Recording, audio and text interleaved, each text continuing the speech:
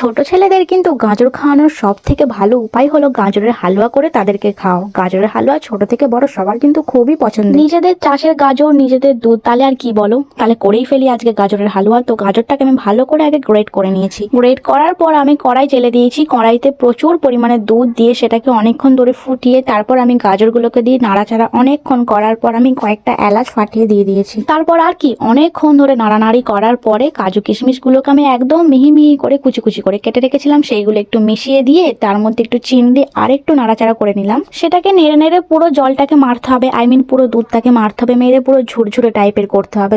তারপর আর কি আরেকটু উপরে ঘি ছড়িয়ে দিলাম, আর একটু গার্নিশ করে দিলাম, আর রেডি হয়ে গেল আমাদের গাজরের হালুয়া। টেস্টি এবং যা গন্ধটা বেরিয়েছিল না, সবাই পাগল হয়ে গিয়েছিল। আর এই যে প্রথমে একেই আমি টেস্ট করতে দিয়েছিলাম আর সে তো পুরো ওয়াও। তাহলে আর কি শিখে নিলে তো গাজরের হালুয়া তৈরি করা। যাও তাড়াতাড়ি গিয়ে বরমশাই এবং ছেলে মেয়ে সবাইকে খাওয়াও এই গাজরের হালুয়া। আজকের মতো বাই বাই।